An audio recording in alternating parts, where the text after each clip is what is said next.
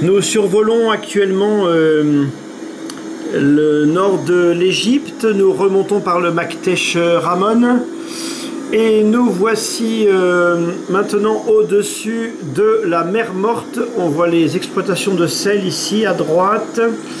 Voici la mer Morte. Nous survolons actuellement la zone de Jérusalem et de Bethléem.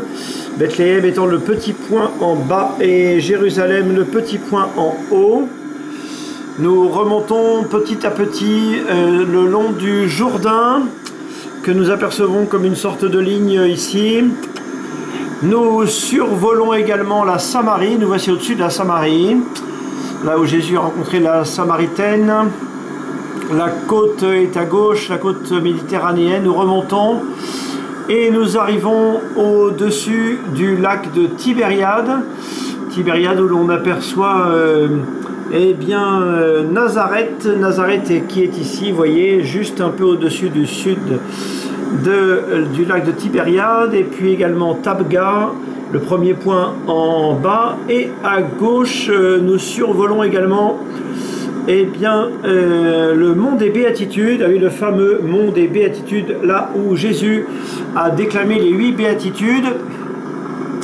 Et donc nous allons nous rendre dans un lieu un peu plus calme, en studio, pour parler ensemble de ce qui s'est passé lorsque Jésus a enseigné les 8 béatitudes, car nous savons ce qu'il y a 8, il y a 8 béatitudes.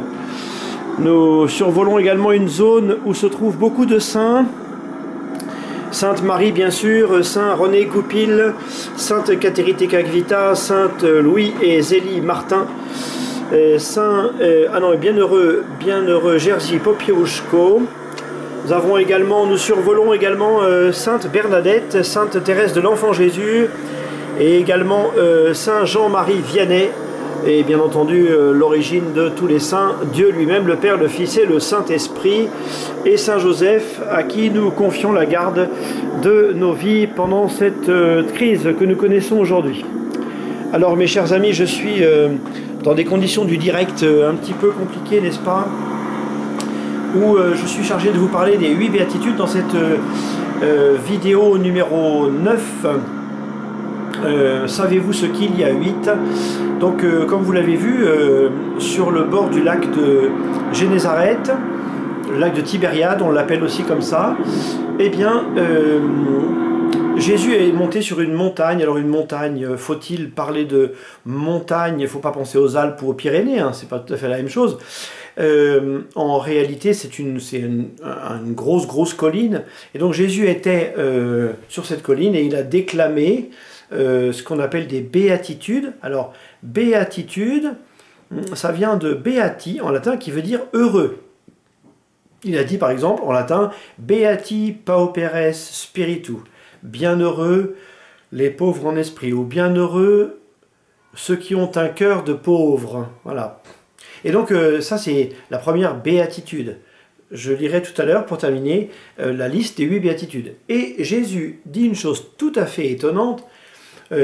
Il dit heureux, heureux, heureux, heureux, il y en a 8 comme ça. La 8e est répétée une fois, donc ça fait 9, vous allez me dire 8 plus 1, mais en fait ça fait bien 8 parce que la 9e c'est la répétition de la 8e, c'est exactement la même chose. Donc je vous lirai ça tout à l'heure. En tous les cas, on dit habituellement que Jésus a dit 8 béatitudes sur le mont des béatitudes, cette montagne qui du coup porte ce nom. C'est incroyable de penser qu'il y a un lieu à qui on a donné le nom de ce que Jésus y a fait ce jour-là. C'est stylé quand même. Bon, alors en tous les cas,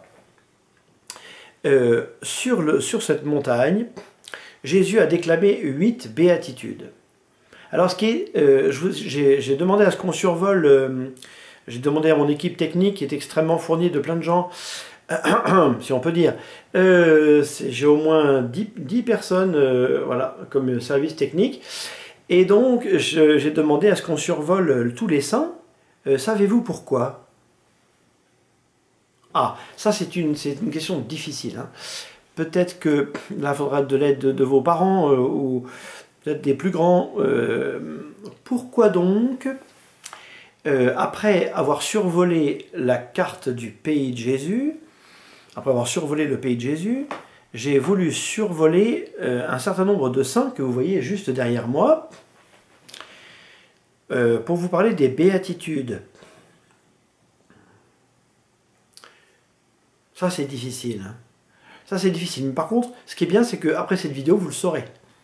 Et puis, vous pourrez dire aux grandes personnes, même peut-être qu'ils l'ignorent, eh bien, vous pourrez leur dire pourquoi je fais un lien entre les béatitudes et les saints. Hein, ceux qui ont été canonisés et reconnus saints par l'Église. Je vous laisse réfléchir encore quelques secondes.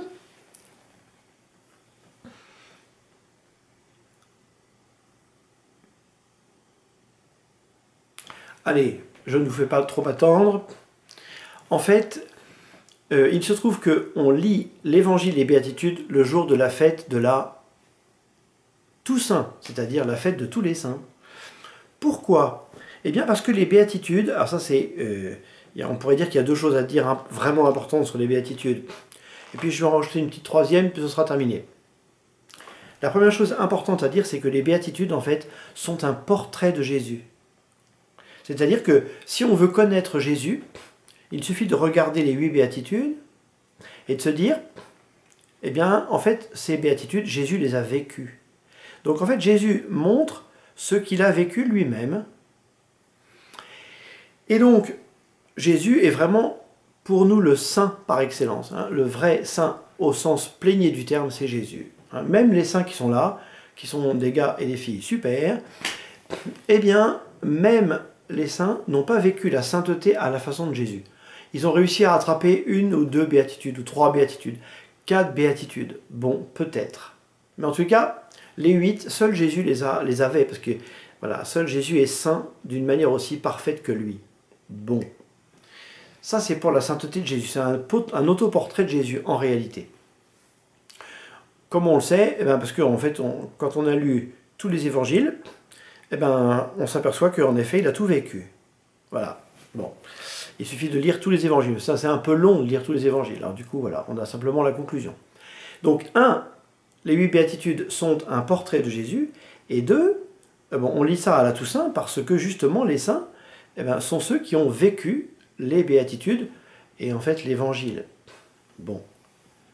1, 2. J'avais dit que je dirais 2 choses. Et donc voilà, peut-être que j'ajoute une troisième chose qui est assez importante, c'est que dans les béatitudes, il y a des choses qui sont un peu étonnantes, comme par exemple, heureux ceux qui pleurent, ils seront consolés.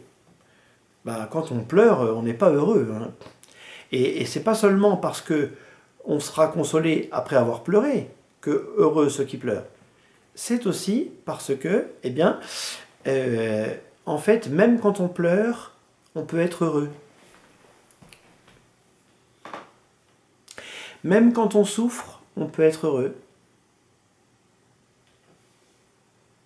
Même quand on est dans une grande difficulté, même quand on est persécuté, dit Jésus, on peut être heureux. Qu'est-ce que ça veut dire? Ça veut dire que, eh bien, la vie, quelquefois, nous apporte des épreuves, et quelquefois des épreuves lourdes, et pourtant on peut être à l'intérieur de soi, tout à l'intérieur, heureux, parce qu'on sait qu'on est aimé par Dieu, 1, et 2, parce on suit la route du bien, donc on est bien dans sa tête, parce qu'on se dit, je souffre, mais je suis avec Jésus, je suis avec Dieu, et donc il y a comme une forme de bonheur toujours en moi. C'est ce que dit Jésus en tous les cas dans l'Évangile, et c'est ce qu'on essaie de vivre comme on peut.